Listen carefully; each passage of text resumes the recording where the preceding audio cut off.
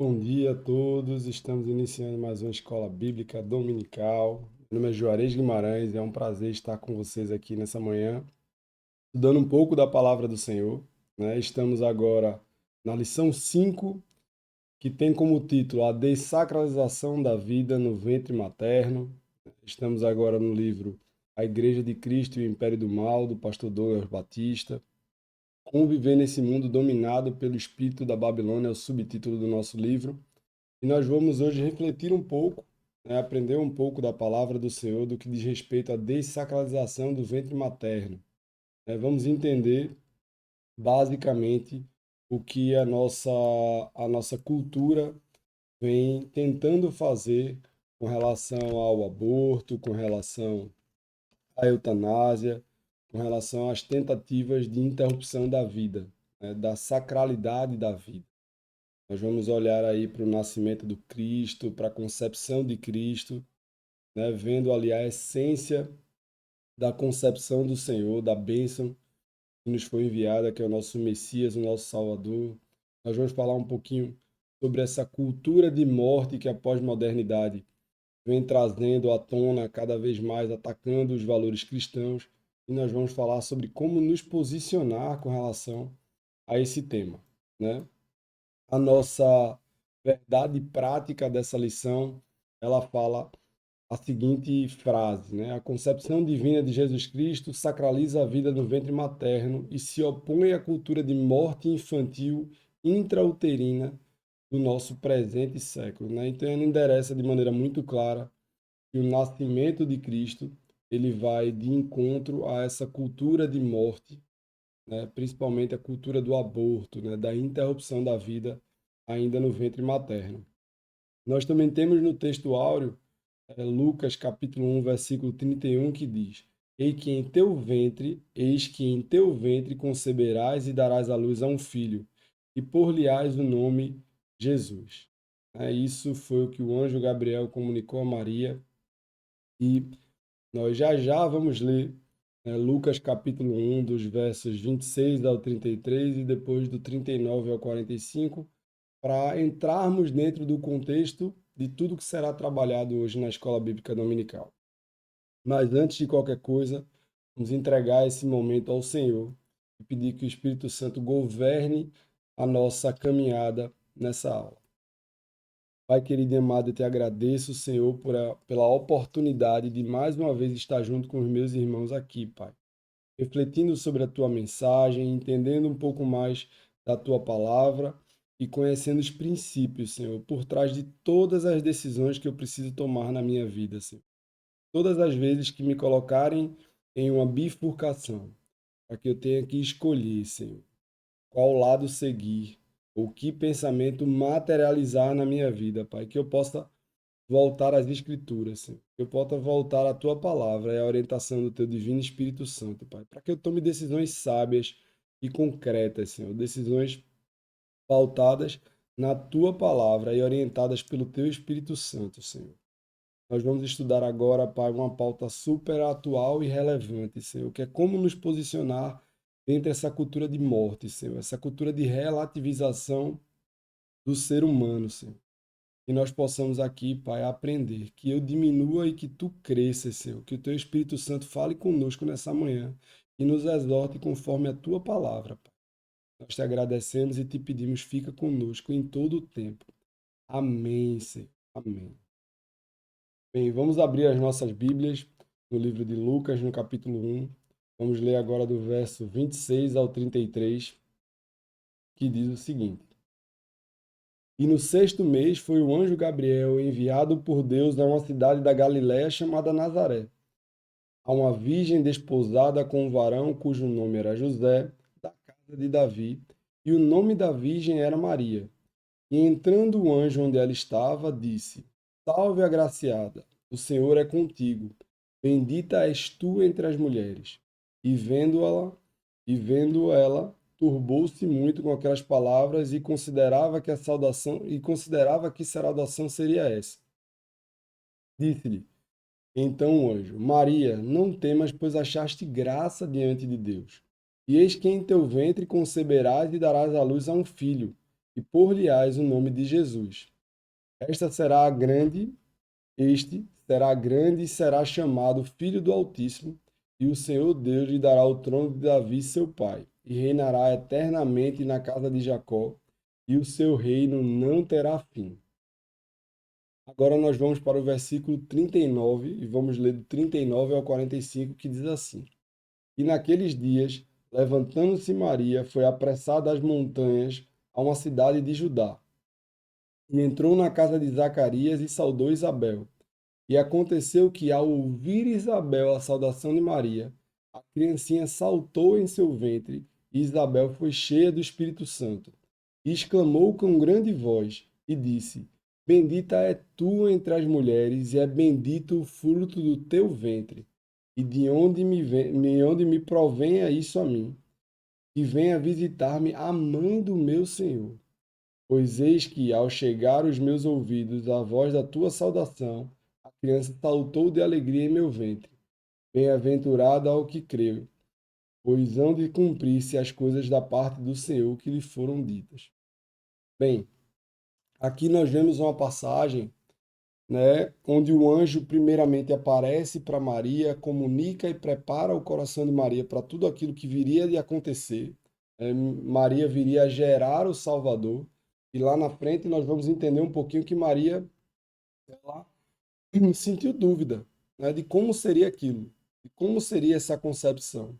Mas o Senhor, na sequência ali do versículo 39 ao 45, o anjo prepara Maria sobre Isabel, Isabel, sua prima que era estéril, e Maria, ao encontrar com Isabel, recebe a confirmação, mais uma vez, a retificação de tudo aquilo que o anjo tinha lhe dito, né? Onde a manifestação do Espírito Santo toma conta do ventre de Isabel, que estava ali, gerando João Batista, e todo aquele processo é confirmado verdadeiramente. Maria recebe ali, mais uma vez, a confirmação vinda da promessa, que é gerar o nosso Senhor e o nosso Salvador. Tá?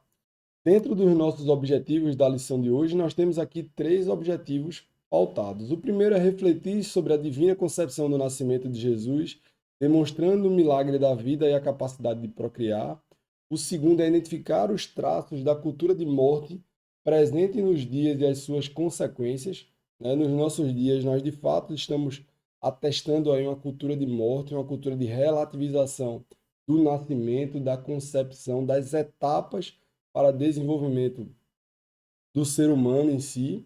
E nós temos como terceiro tópico compreender a sacralidade da vida e a importância da igreja ao combater, né, toda cultura que viole os princípios da palavra de Deus, toda cultura que vá de encontro a tudo aquilo que a palavra nos exorta e nos afirma que é a verdade vinda do coração do Pai.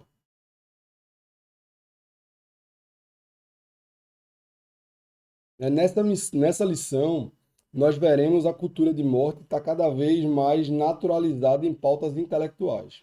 E de que forma a gente vai ir de encontro a essas pautas e apresentar o Evangelho, apresentar a palavra do Senhor, apresentar a verdade. Mas para isso, nós vamos primeiro nos preparar para entender um pouco mais sobre a concepção de Cristo.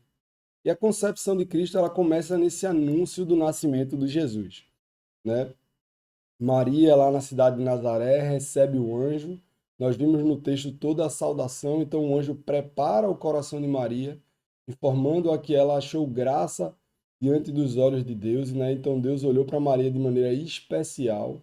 Maria, de fato, é uma mulher diferente, especial. Uma mulher virgem, que não conhecia homem, apesar de estar ali desposada de José, segundo as tradições. E Maria se espanta quando recebe a comunicação do anjo de que ela receberia o nosso Senhor, o nosso Salvador, em seu ventre.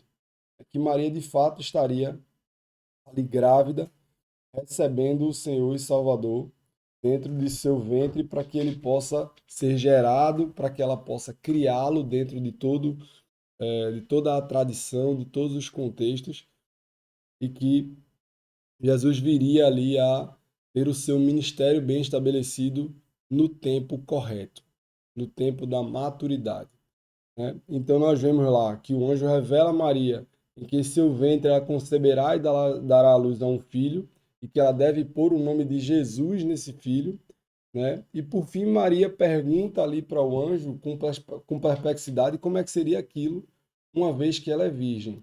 Imagina todas as contradições que passaram ali na cabeça de Maria com relação a como todos vão se portar perante aquele cenário, e principalmente José, porque ela era noiva de José. Maria ainda estava ali no contexto de que ela ainda não tinha gerado filhos para José, ela não conhecia homem, ela não tinha uma vida sexual ativa, ela não tinha vida sexual até então. Maria era virgem. E dentro desse contexto, o Senhor ele prepara cada uma dessas etapas. Então o anjo aparece para José, prepara o coração de José para que ele de fato aceite Maria dentro desse cenário como um todo. E o anjo também prepara Maria, trazendo exemplos para ela dessa concepção miraculosa. Por quê? Os milagres com relação à concepção aconteceram na palavra de Deus diversas vezes. Um dos exemplos é Isabel. Isabel é uma mulher de idade avançada, já estéril, né, sem ali a capacidade de gerar filhos, mas recebe a promessa da gravidez e Isabel, de fato, vem gestacionar João Batista. E nesse momento da gestação de Isabel, que já amplamente era conhecido o seu cenário de esterilidade antes da gravidez, né, já com idade avançada, Maria, ao receber a promessa do anjo, vai, exortada pelo anjo, vai de encontro a Isabel. Para quê? Para que ela pudesse confirmar a palavra do Senhor, confirmar de que para Deus nada é impossível. Então, nós precisamos trazer à nossa memória aquilo que nos traz esperança. Nós precisamos buscar, dentro do nosso contexto de vida, tudo aquilo que fortalece a nossa fé. Enxergar no outro as bênçãos do Senhor e confirmar em nossa vida tudo aquilo que o Senhor vem fazendo.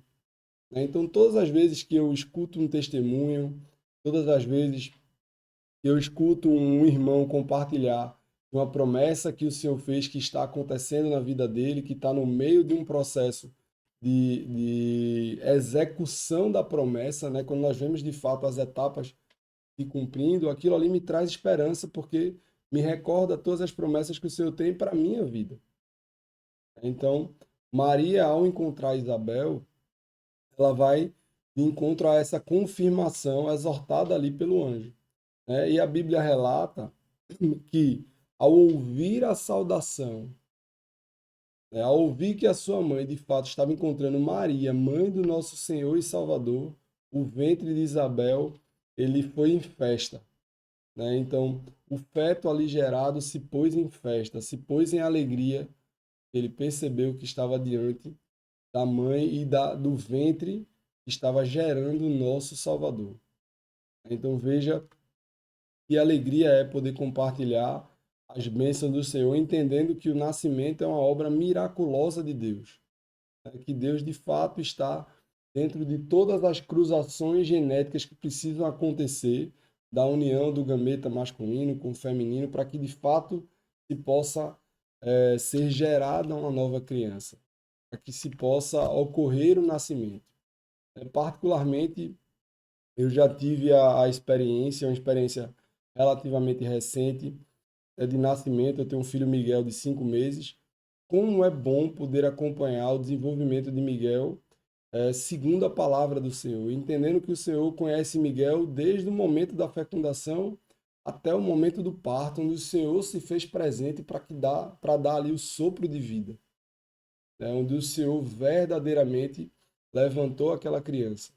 Então, nós, enquanto cristãos, enquanto pais, mães, pessoas que conhecem a palavra de Deus, que buscam a palavra de Deus e que vão de encontro aos seus princípios, nós verdadeiramente precisamos santificar toda e qualquer gestação, entregando aquele momento ali na mão do Senhor, entendendo que ali tem o Senhor operando.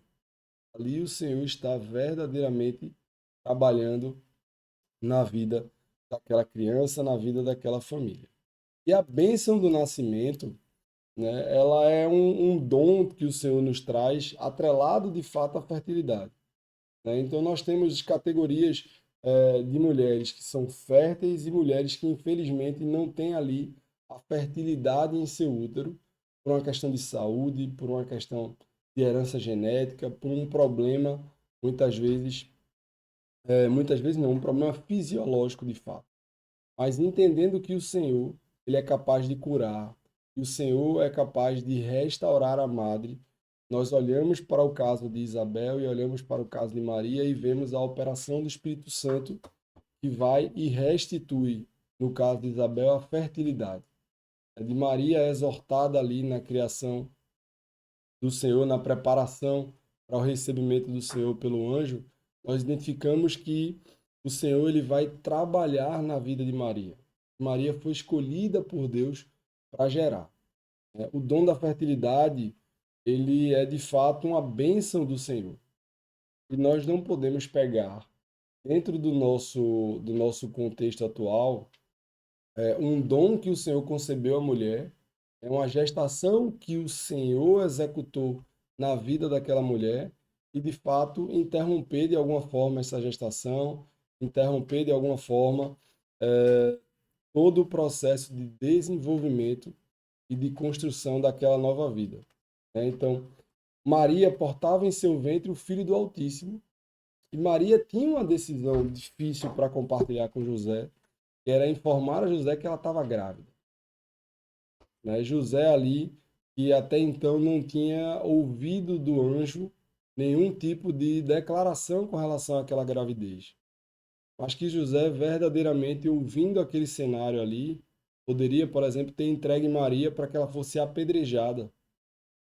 Mas o Senhor toca no coração de José, posteriormente o anjo aparece na vida dele e exorta José sobre que decisão tomar. Então nós precisamos entender o fato de que decisões difíceis podem aparecer num processo gestacional. Comunicações difíceis podem acontecer principalmente para aquelas pessoas que não tratam ali a sexualidade de maneira responsável, de maneira atrelada verdadeiramente ao casamento, a uma relação emocionalmente estável, tranquila, a uma relação consolidada e firme aos pés do Senhor. Então, quando existe um processo de gestação em uma família disfuncional, em um relacionamento disfuncional, melhor dizendo, nós entendemos que conversas difíceis vão acontecer. É quando a mulher chega para o homem e fala sobre o processo de gravidez. É quando a mulher se entende grávida e muitas vezes se acha no direito de tomar a decisão por interromper aquela gestação. Só que o direito à vida já foi dado àquele feto. O direito à vida já está naquele embrião. Já não pertence mais a ela esse direito. O direito que pertence ao homem e à mulher é o direito de não fecundar, de fato, de não ter uma relação sexual que promova ali todo o processo de desenvolvimento do feto e de geração de uma nova vida. Uma vez que você se põe em condição de gerar, se põe em condição de fertilizar, você abdica do direito de tomar qualquer outro tipo de decisão, porque essa decisão agora vem do Senhor, ali é uma nova vida que está sendo gerada. E as conversas difíceis precisam ser desenvolvidas e realizadas à luz da palavra.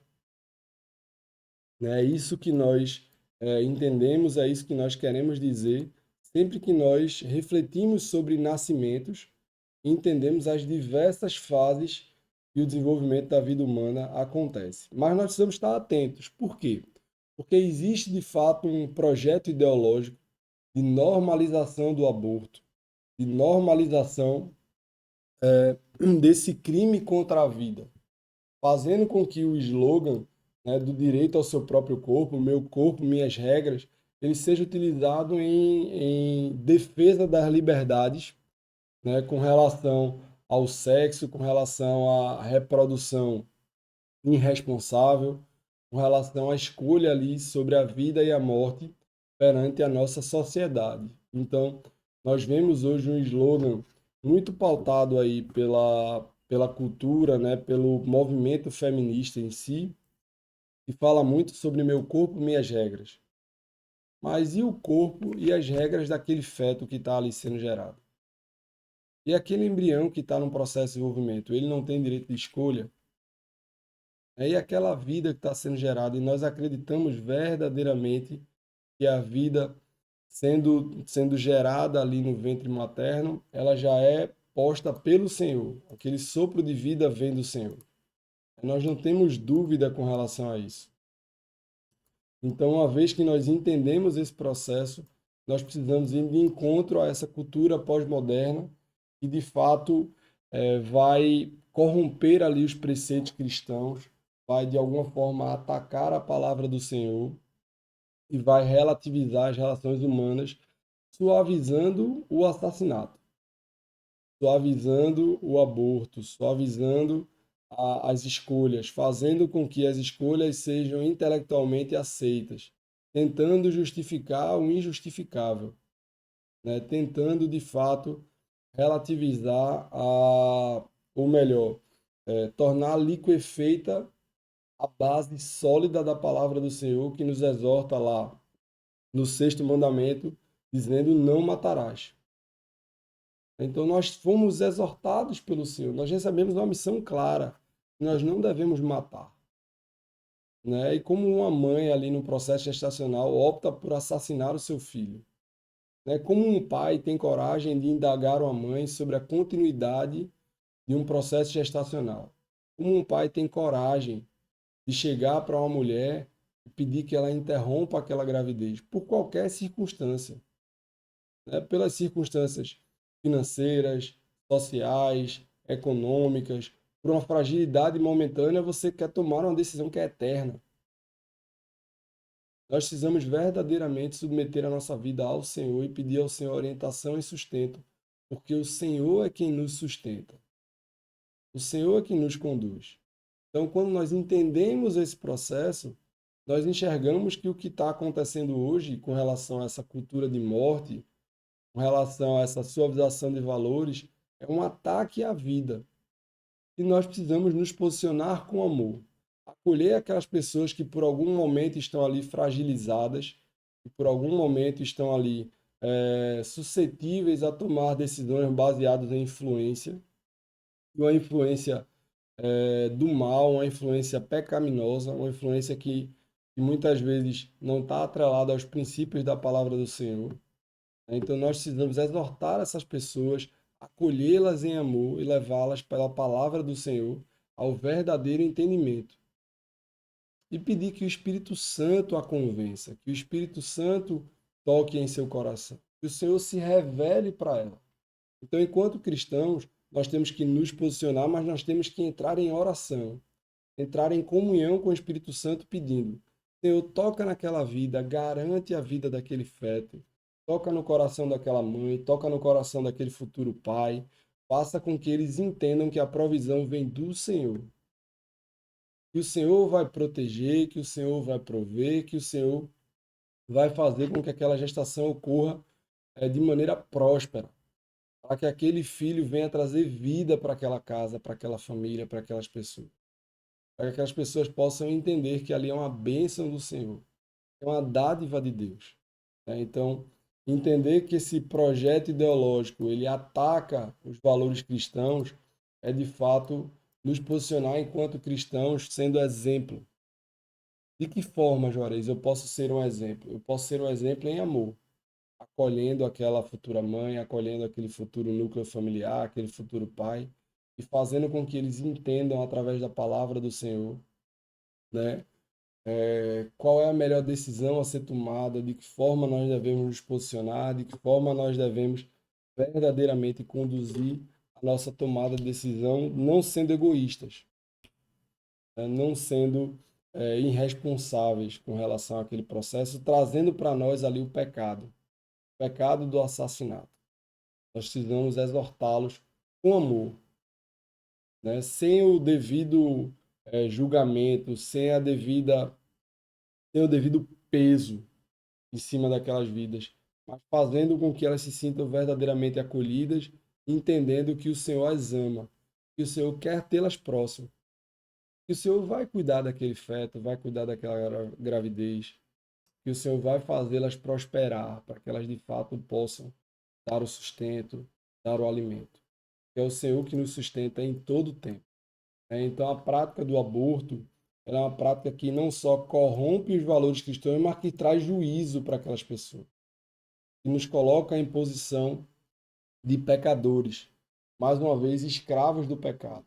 E por muitas vezes esses procedimentos, né, clandestinos com relação ao aborto, além de ter como consequência a morte do feto, também tem como consequência a morte das mulheres, né? Seja a morte física ou a degradação do útero de uma forma que nunca mais ela venha a ter o dom de gerar, o dom da fertilidade. Então, tudo isso precisa ser tratado não só como um problema de saúde pública, que é como os intelectuais gostam de colocar, né, o controle da natalidade, né, essa tomada de decisão baseada em fatores líquidos, eles gostam de colocar isso sempre como um problema de saúde pública, mas nós também temos atrelado a esse problema de saúde pública um problema de materialização dos valores cristãos que precisam de fato sobrepor esse processo, que precisam alimentar verdadeiramente aquela família para que ela possa entender o contexto em que ela está sendo colocada, que ela possa entender que ela precisa de fato passar pela experiência de gerar e que o Senhor vai prover em todo o tempo. Porque a vida ela é sagrada.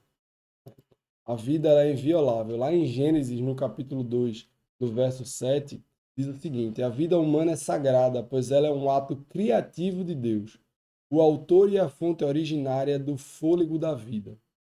Então Deus é de fato o autor da nossa vida. Nós fomos pensados por Deus, planejados pelo Senhor, amados pelo Senhor desde o ventre da nossa mãe. Desde a nossa formação, o Senhor vem trabalhando em nossas vidas. Então, nós de fato não podemos ceder a esse ataque do mundo com relação ao posicionamento cristão sobre o nascimento e a gestação.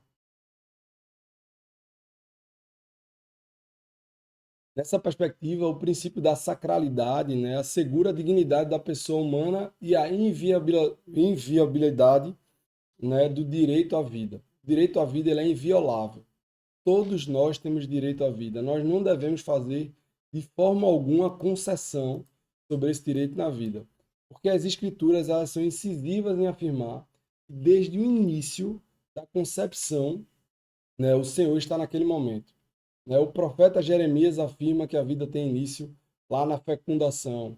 Nós vemos lá no Salmo 139, dos versos 15 e 16, o seguinte: os meus ossos não te foram encobertos. Quando no oculto fui feito e estarrecido nas profundezas da terra, os teus olhos viram o meu corpo ainda informe, e no teu livro todas as coisas foram escritas, as quais em continuação foram formadas, quando ainda nenhuma delas havia.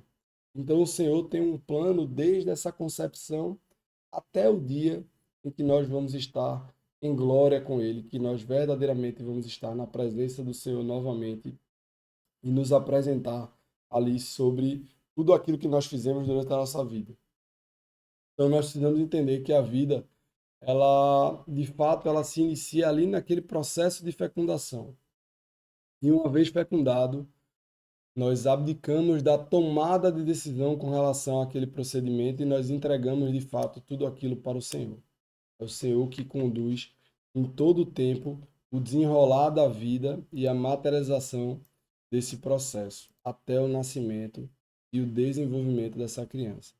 Então, qual é a nossa posição cristã? Nós precisamos manter o princípio da autoridade bíblica. Nós precisamos submeter a nossa vida à palavra do Senhor.